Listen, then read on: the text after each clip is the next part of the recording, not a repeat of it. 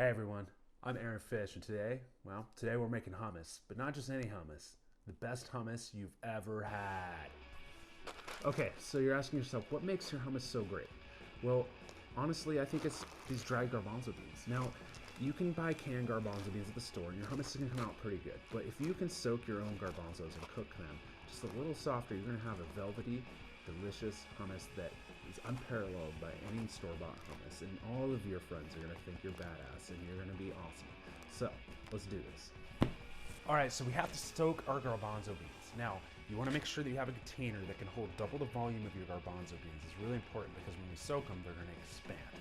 Now, I'm gonna put a teaspoon of salt and a teaspoon of baking soda. Now, the baking soda is gonna help make them a little softer and easier to cook when we go to cook them. I'm also gonna take some boiling water. We're gonna pour those right over the top. Now, why boiling water? The baking soda, because I need to dissolve all this stuff.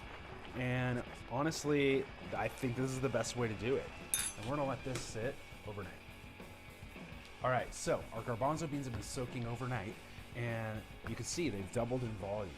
And what we're gonna do now is we're gonna rinse them off really well, get them in a pot with some fresh water, and we're gonna bring up to a simmer and cook them until they're nice and tender. All right, so I've got water in this pot.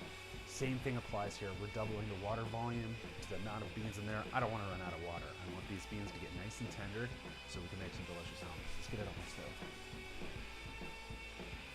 All right, so these have been simmering for about an hour. I went ahead and strained them. I just want to show you what I'm looking at here.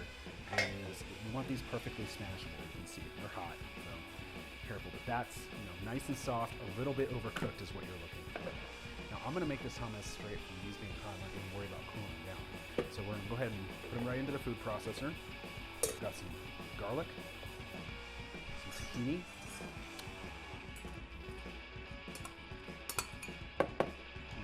Fresh squeezed lemon juice. Fresh toasted and ground cumin seeds. Now I always think fresh is so much better. If you don't have fresh though, go ahead and use just regular ground cumin. We'll go with a pinch of salt. Now remember, when we soaked these, we added salt, so we don't want to put too much in there. And we're gonna go ahead and kick this on.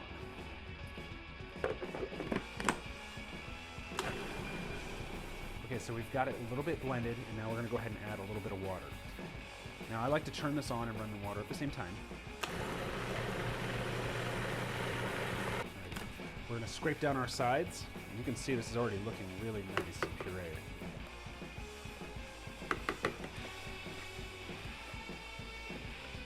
Get it back on. We're gonna add some olive oil. And give it a taste. Always taste our food, right? Perfect. We'll let this cool down and plate it up and eat it. All right, so our hummus has cooled down a little bit, and next up we're gonna go ahead and get this plated. So I went ahead and put some on a plate here, made a little bit of a well in the center here, and this is where we're gonna put a lot of our ingredients. It's gonna be great. So I still have some of that fresh toasted ground cumin, and what I'm gonna do is go ahead and just sprinkle a little bit on top. This is gonna add a nice little fresh pop element to it. Okay, we've got some pickled red onions. I'm just gonna add a nice little acidic element to this. Delicious.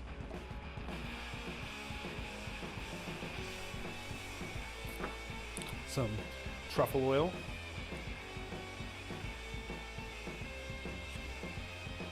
These are slow.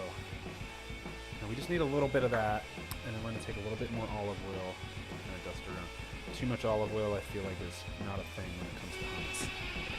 Okay, and then finally I just made a little seed mix, and we're just gonna use this to kind of top it off.